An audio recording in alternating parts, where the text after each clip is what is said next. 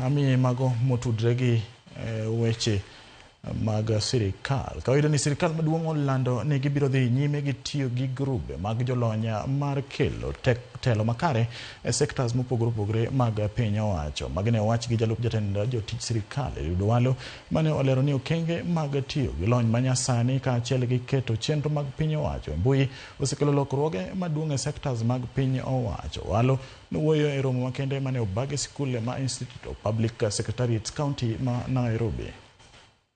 Good corporate governance is very important to our country because it is what measures how an organization is performing in terms of its leadership practices and its governance structures. As an institute, we want to confirm that we are in full support of the government on matters of digitization. Once you digitize services, you reduce the interaction between the people and the service providers, and that way you also reduce corruption. Would you believe that before we embarked on the process of digitalization in government, we used to collect an average of 60 million shillings per day by way of revenue? Today, courtesy of digitalization, on a good day, we collect up to about 1 billion shillings on a given day.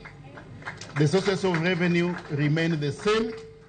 The sources of revenue remain largely the same. The people in government remain largely the same, but what we have done is to seal the revenue leakages. Yeah? The revenue leakages courtesy of digitalization.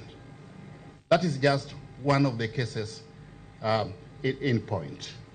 Anything, good people, that we do as managers in organizations must be aligned to good governance practices, starting with strategic planning as the basis of everything that we do in organizations. Sirkal ochako chenro mar